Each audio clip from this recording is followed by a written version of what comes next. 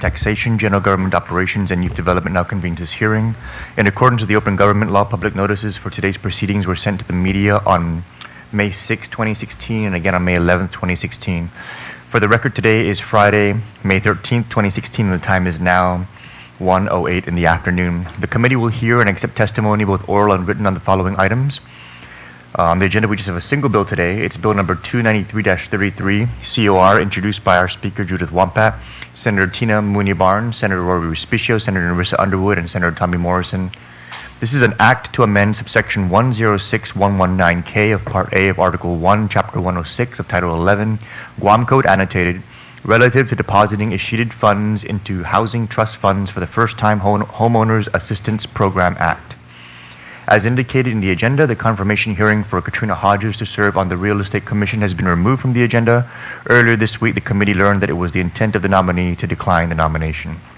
I'd like to take a moment to acknowledge some of my colleagues who are present here this afternoon. Joining me for this hearing, to my immediate left is our Speaker, Judy Wampat, Madam Speaker, and Senator Tina Rose Mooney-Barnes, Senator.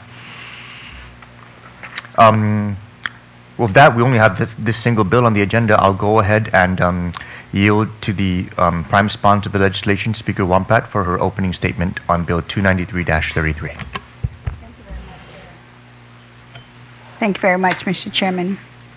Bill number 293-33 would authorize the transfer of dormant and unclaimed bank account funds from the Treasurer of Guam to the Guam Housing Corporation's Trust Fund.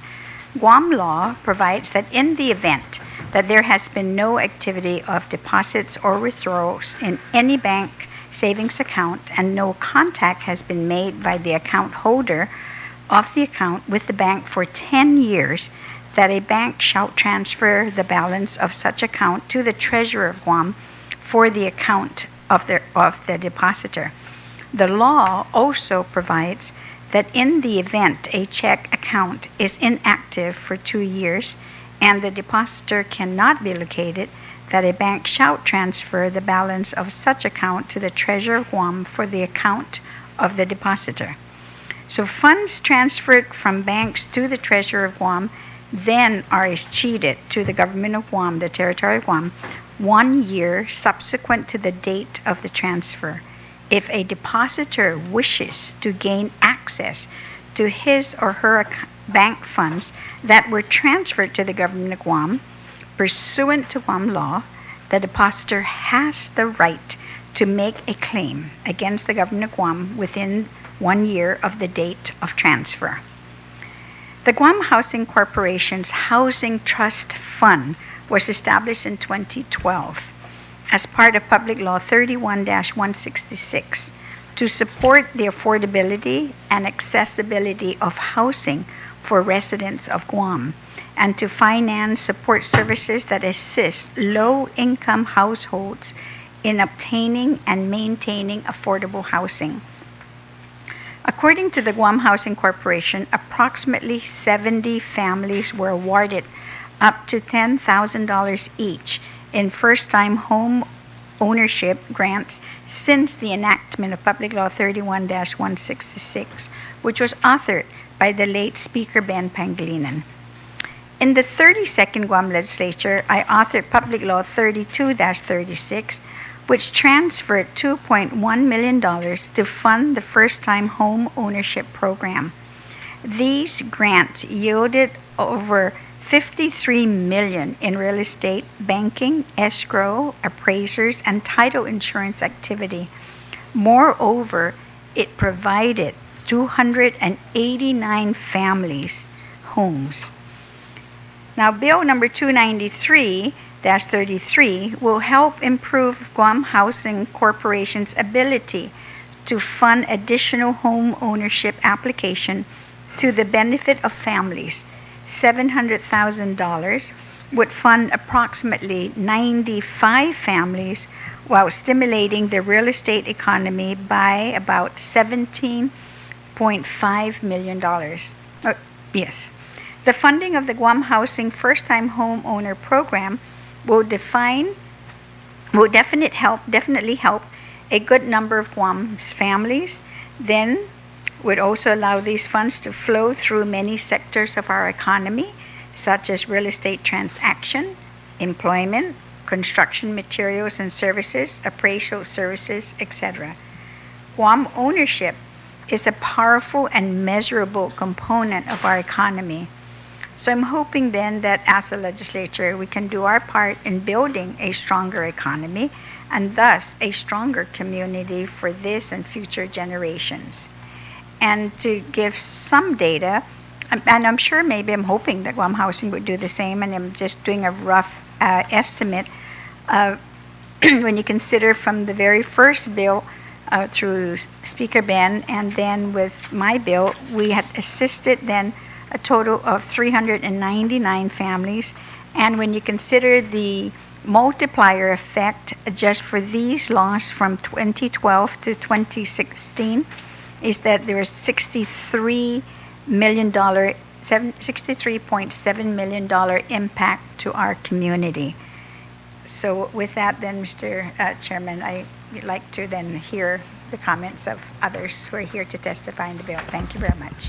Thank you, Madam Speaker. On the sign-up sheet for testimony on Bill 293-33, we only have 2 individuals who indicated that they want to actually present oral testimony before the committee.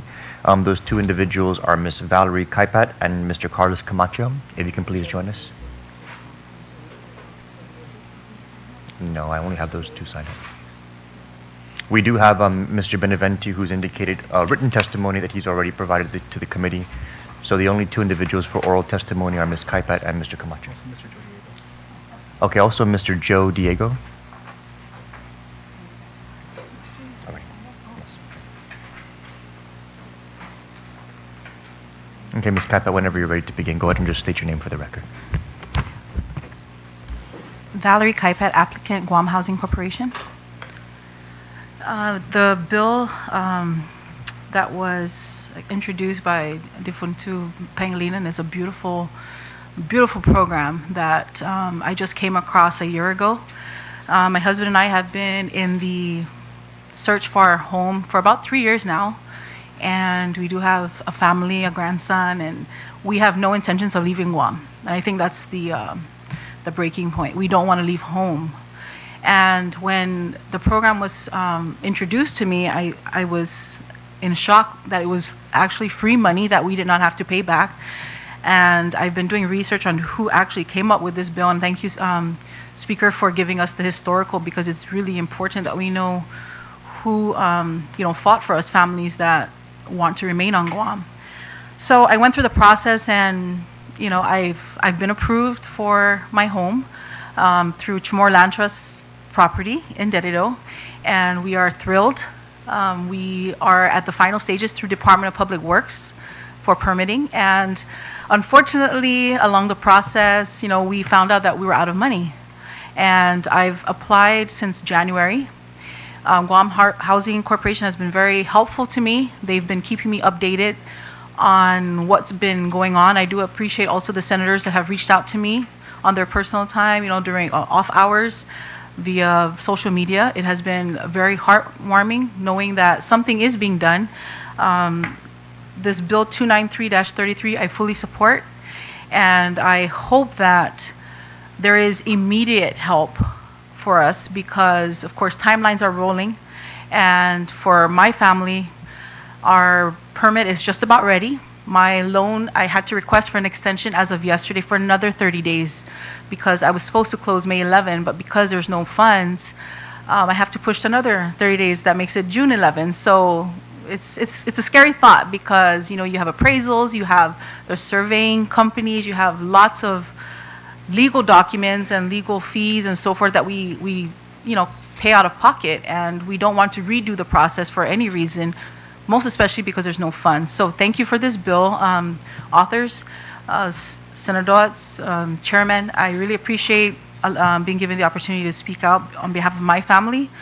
And like I said, I pray that there is immediate assistance while we iron out all the other things tied into 293-33, because our paperwork is pretty much just waiting for that funding so that we can finally close the loan and get our equipment out there and realize our first home here on Guam, because we don't want to go anywhere.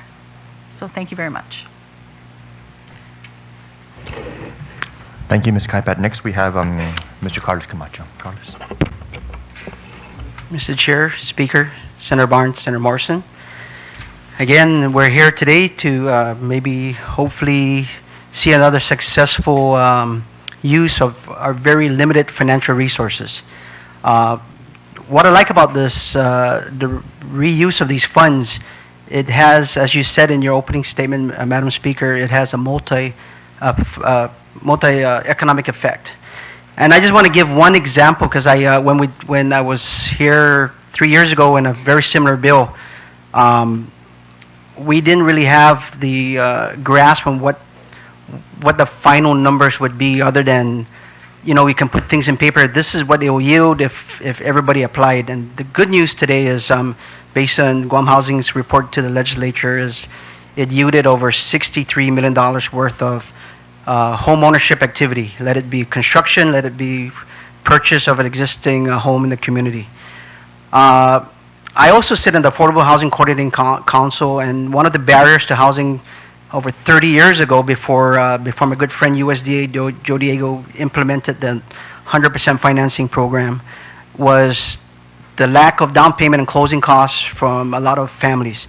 These are real hardworking service industry families that don't have the financial resources to even close their loan by $6,000, $5,000, or $8,000. In the old days, you needed 20% down. The gap was a lot larger. And we worked so hard those days to bring rural development in Guam to get 100%.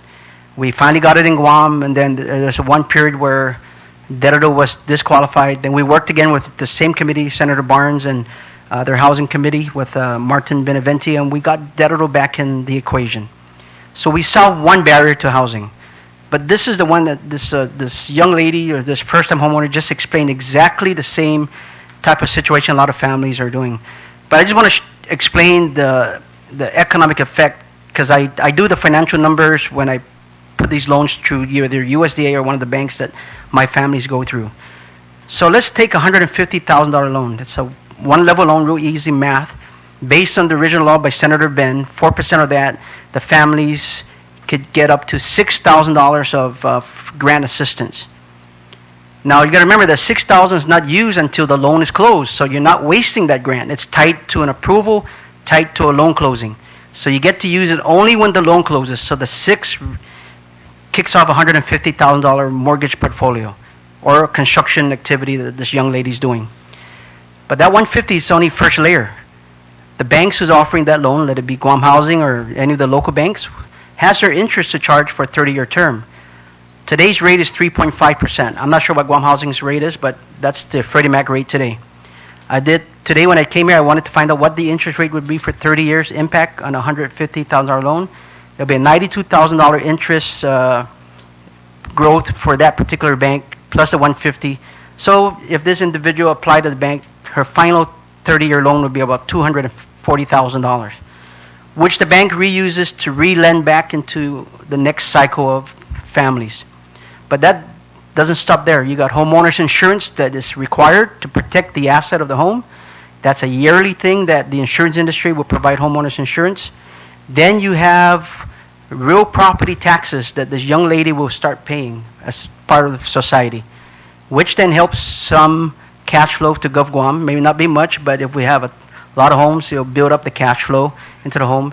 At the same time, build up the what you guys always use as your benchmark, the aggregate value for making your decision based on bonds and financing that you guys need for other needs for the government. So there's so many part of this equation that has an economic effect. Then the young lady pays water, power, other than taxes. And when they become a part of a home ownership program, they have a lot of other parts of the economy they pay. They buy furniture, they feel proud, they're part of home. I've seen a lot of families going to, yes, there are sometimes there's families that default, but it's a very, and maybe Joe can look about part of their portfolio. What is the default rate of an average family? There's still some families defaulting, and maybe because of loss of jobs and all that. But the majority of the time, it's a successful American or Guamanian dream. So yes, whenever we find some type of seed money to help boost these guys up, I think it's worth its while. But I do want to share something. When you did this many years ago for these cheated funds using the bank's checking or savings accounts that are dormant, some of my friends in the escrow industry had told me, he goes, Carlos, we have a similar problem. I'm not going to mention them, and I hope that maybe you guys can ask them to sit with you guys. When they get audited every year, they also have a lot of escrow funds that sit, that their auditors are saying, oh, by the way, you can't have these funds too long. What are you going to do with it? He goes, oh, we don't have a mechanism. Guam law doesn't allow any cheated mechanism for escrow accounts. And if you guys, they have to figure out how to dispose of those funds just like the way the bank does. And I know that number is, when you guys first did it, I know that my friends in the escrow industry started to call everybody in that account, goes, oh, by the way, you still have X amount of dollars. And I think, Madam Speaker, you're one of them that forgot $1,000 in your escrow account because you got a phone call. And that sat there for 3 years. It should have been as cheated, but it sat for 3 years. But there's no law that allows that. But anyways, that's another source that you guys can use to sustain the first-time homeowner. And but you got to talk to the escrow industry and find out if that's the mechanism they feel comfortable with. But again, it's a program that is very good, and we have to look at more sustainable revenue source because just the multiplier effect is amazing, and it's a proven number. And I'm not even talking about the layering of GRTs. The $60 million of real estate activity you did, just add 4% GRT on those sales, or from the construction contractor who has to pay GRT. You already recovered your $700,000 in cheated funds, and that doesn't include the FICA taxes. I can go on and go on and go on, but there's just so much economic multiplier that this little seed money you did. If you don't mind, your grant, assuming if it's a $100,000 home, if she didn't get this grant, this $100,000 loan will not close. If she got this grant, this $100,000 will infuse to the economy. That contractor will have $100,000 to dispose and buy materials from either Benson's or Home Depot or JK Tile, wherever she chooses her material. But that's not going to happen until she has her seed money to get her through the final touchdown. So yes, I do support Bill 293, and I hope that we find other sources of funds in the future to sustain this program. Because we can keep coming here every year after the next cheated funds becomes available again. And we know that's going to happen because every year I see the banks advertise those names in the list on the banks and go through the same exercise every year. And then you guys get notice because, oh, by the way, there's another $800,000 sitting here because that time frame. But we just need to have a sustained cash flow for this program. And on behalf of the good founding father, Senator Ben, this is, like you said, is a good program that he started. And now you guys are here to carry on and hopefully keep it sustainable. Thank you very much. Thank you, Carlos. Next, we have signed up for testimony Mr. Joe Diego. I'd also like to invite Ms. Maria Miller to please join us on the table, as she signed up also to provide oral testimony on Bill 293. Thank you, Mr. Chair. Good afternoon. Speaker Wonpat, Senator Barnes, Senator Morrison. Thank you for having me here today. I'm Joe Diego with USDA Rural Development. We administer various programs to help rural areas, and one of our main programs, our bread and butter program, is our first-time homeowner program. We actually have two programs that are targeted towards, I guess you can call it underserved individuals, the very low to low-income families, and that's established by the HUD income limits. Our programs, our direct program, we are the direct lender, as you can see from some of the numbers. We've totaled 42 direct loans in the past, but what's not shown here also is we have a guaranteed loan program wherein the lenders do the loan and we guarantee the loan. So with that program as well, the lender's able to do 100% financing. So under both our programs, targeting the very low to low income families and moderate income families, we're able to help families become first-time homeowners through our programs. I'm wholeheartedly in support of Bill 293, and I'm speaking on behalf of, when we look at kind of related to what Carlos had stated is, when you look at very low income families with income limitations, even though our programs can extend to 33 years and in some cases up to 38, and even though our interest rates can be brought down to 1% for direct loans, a very low-income family is still capped at about $200,000 or so in terms of their borrowing potential with our program. So, with that, there's limitations on the size and the type of home they can build. So, with this program that is being entertained right now, I'm of the opinion that the less that the family can spend on closing costs, the more that they can spend on building their dream home, even with the cap of $200,000 for a very low-income family. I just did some numbers based on today's price. I think $15,000 can add anywhere from 100 to 150 square foot to a home, and that's real prime real estate when you look at a very low-income family that's building their dream home. So I just like to see more partnerships with Gov Guam. I think we do prioritize funding for our clients that have leverage funds, so we're looking at how we could absorb this as leverage funds. We've got experience in successful partnerships with the government. Coincidentally, with Micronesia Community Development Corporation, we're able to help fund 43 homes there because of leverage funds that were thrown into it. And this is where families can actually jump ahead in our waiting list because there's leverage funds involved. So this is a good opportunity again where USDA can look into expanding and nurturing partnerships with the government of Guam through this type of program. So thank you for the opportunity to comment on today's hearing. Thank you, Mr. Diego. Last we have signed up for oral testimony is Ms. Marie Miller. Thank you. I'm here on behalf of the Guam Association of Realtors, and thank you very much for the opportunity. And we're definitely, supporting this bill.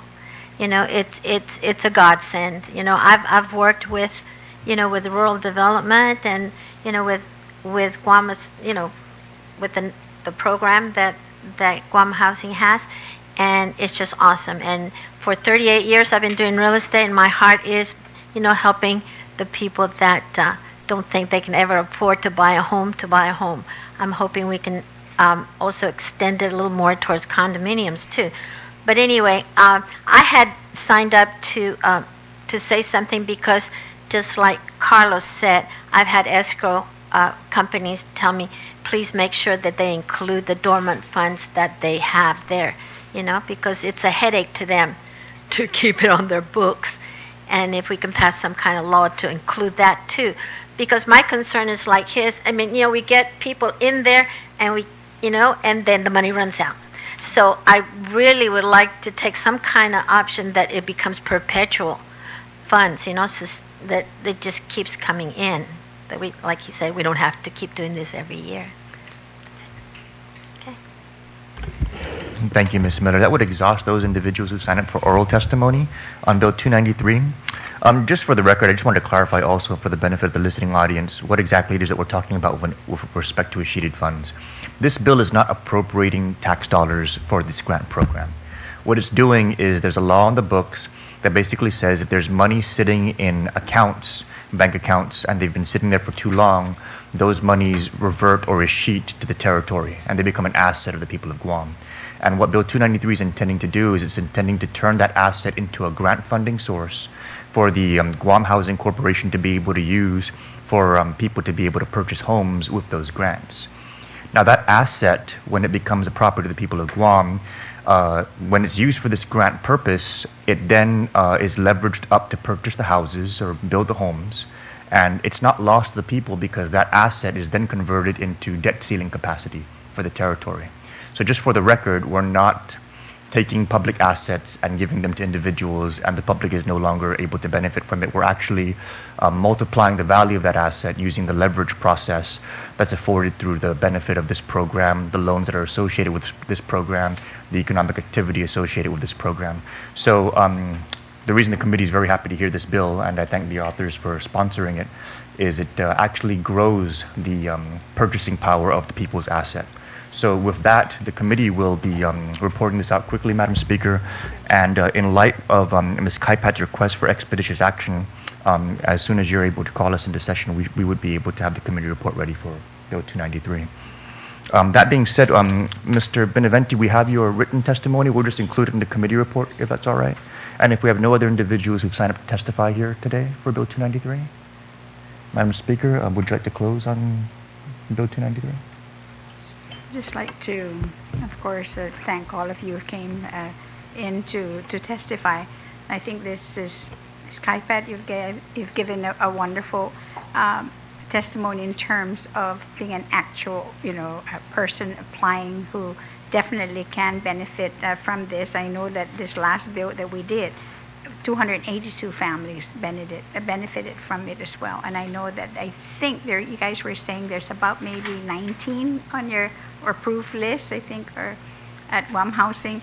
And thank you, Carlos, as well, for giving us and the public, of course, an idea of how this multiplier effect, works in terms of it's not just the home, but it multiplies, from the closing all the way until, the family actually moves in. And Joe, I appreciate the fact that, yes, you also as a financing institution, and you do have very low interest rates. I know every time I do some kind of a financing bill, I always include you guys, because I know you have really, great programs. And I've worked with you before too, so thank you for your participation. I know you're federal, but still, I know your heart is here, and you're always trying to help the local people. And Ms. Miller, I know you were in that round table when we had that conversation, and most definitely you play a very important role here as well to helping families, find their dream homes. And Mr. Chairman, thank you very much for your support and for having this public hearing, and for, quickly reporting the bill out. I will definitely look at the calendar to see, when then we can have session then to be able to address not just you, Ms. Kaipa. I don't want people to think I'm doing it just for you, but there are, but 18 others, you're right, as well, who are waiting. Okay, so thank you so much. And everybody else who are here, I believe you're here in support as well, so thank you for your support of everyone else and of the bill. Thank you, Mr. Chairman. Thank you, Madam Speaker. That will go ahead and conclude the hearing on Bill 293-33, and that will exhaust all the items on today's agenda. The committee will continue to receive testimony on the bill heard today. We'll go ahead and receive testimony from the remainder of today and for the record until such time that Madam Speaker calls us into session, or 10 working days, whichever is shorter. Please address any written testimony to the Committee on Finance and Taxation, General Government Operations, and Youth Development, and they may be submitted via email to Senator Nicolas@gmail.com, or hand delivery to the Legislature's mailroom or to Suite 407, DNA Building, Hagatni, Guam. That will conclude our hearing today, and we will adjourn at 1:37 this afternoon. Thank you very much. Thank you, Madam Speaker.